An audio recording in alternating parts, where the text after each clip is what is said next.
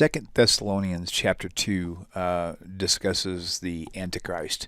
But I think the question revolves around what does free will have to do with this? If this Antichrist figure, free will, he'd have to have free will to rebel against God. But a lot of Christianity believes that you don't have free will. They say they do, but then you're not held accountable for your sin because the devil made me do it. A lot of stuff involved in that. So if you would just discuss a little bit about the Antichrist and what that means in Judaism and the free will concept as well. Thanks. So Second Thessalonians is an example. I don't think it was really written by Paul. But let's just say Paul wrote it for the fun of it. The book does claim to be written by Paul. But it is one of the references to the son of perdition. It's the man of lawlessness. It is the Antichrist. It's one of the few references to the Antichrist in the Christian Bible. And it highlights the dualistic nature that's embedded in early Christianity. It's interesting that you would find the Antichrist in late books. So you'd find it in Second Thessalonians. You'd find it by name in the epistles of John, late stuff. You'd find it in the book of Revelation, just like where you would expect to find it, rather than the book of Mark, earlier, the book of Hebrews, even earlier than Mark. The actual authentic letters of Paul, like First Thessalonians, you won't find it there. So what's happening is that the church is very quickly adopting pagan accretions and interpolating it, weaving it into the religion. The notion that there would be an enemy of God, a Satan, or a person who sets himself out to be a great person but is not, and he's an enemy of God, so that's where you'd find it. So this is highly dualistic. There's nothing like this in TaNaCh. Now, I don't know why people bring up Armelius or things like that. There will be, at the end of days,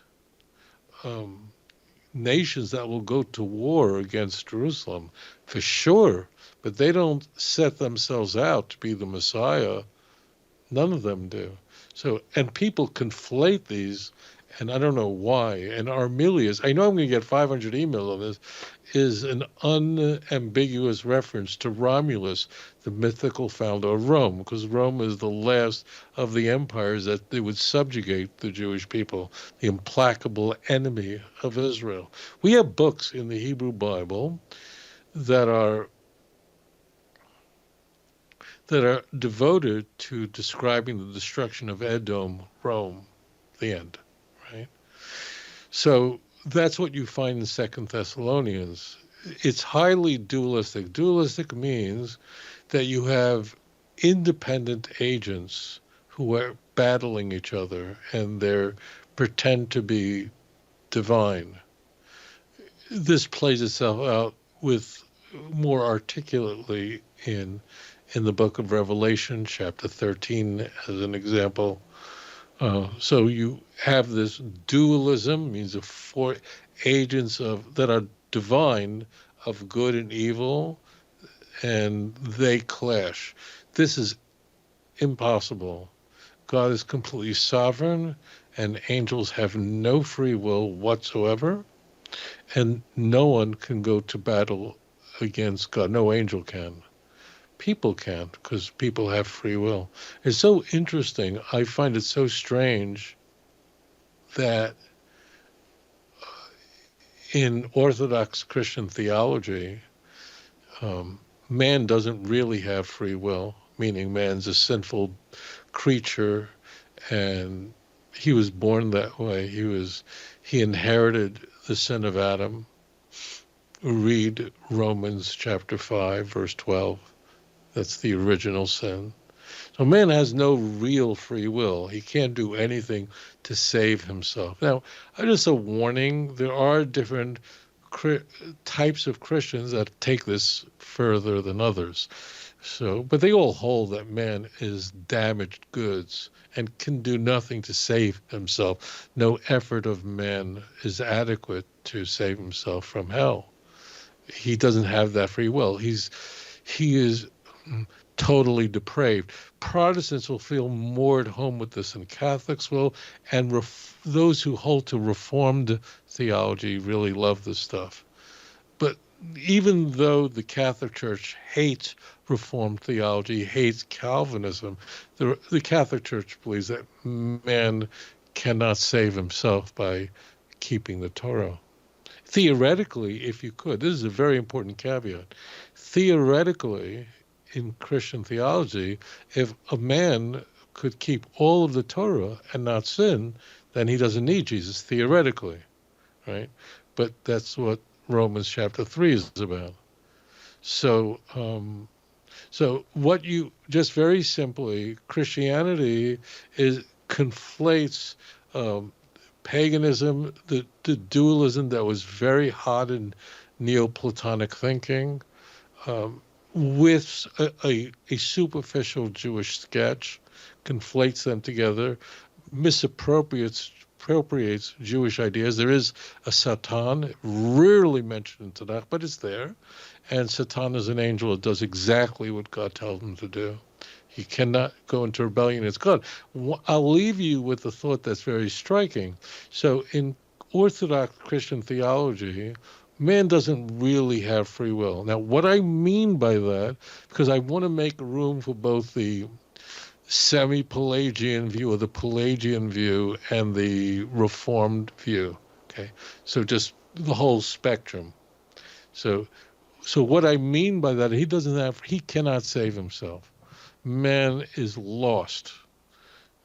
Man, theoretically, if he kept the commandments, all of them, he could be saved, but he can't do that.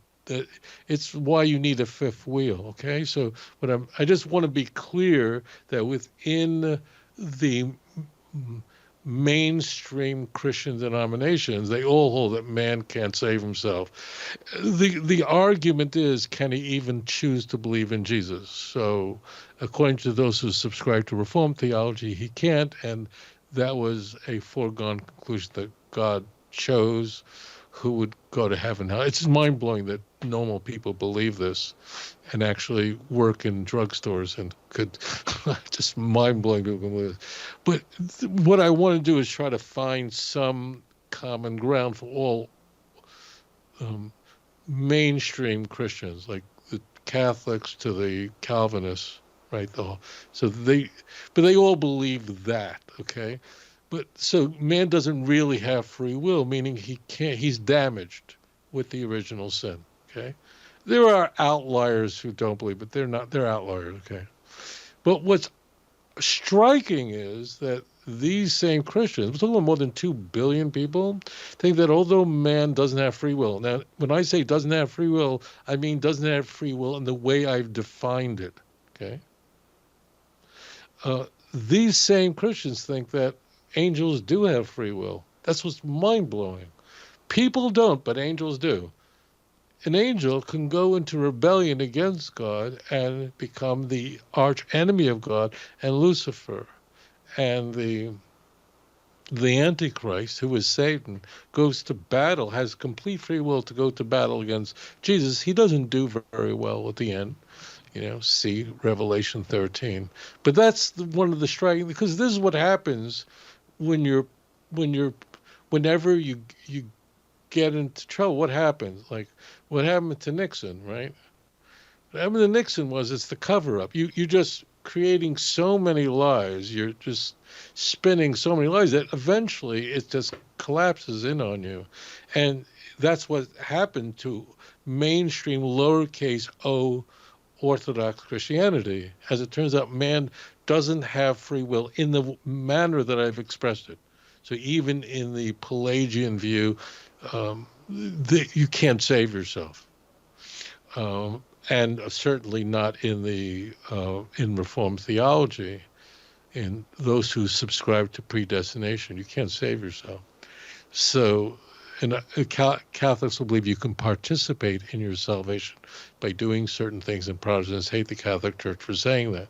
Whatever. So what I want to do is, I know I'm going to get 1,000 letters on this, but the point I want to make is, in Christianity, man doesn't really have free will in that he can't save himself, but angels do somehow have free will. How odd. That's how you get yourself into trouble, and that's why Nixon had to resign. It was the cover-up. Anyways, we're coming to a time when all the nations will speak Bisofa Biruda, in a pure speech, not with all this theological drivel and these tedious theological somersaults that are played by Christians. I want to retract that. There are many Christians believe this and they just don't know any better.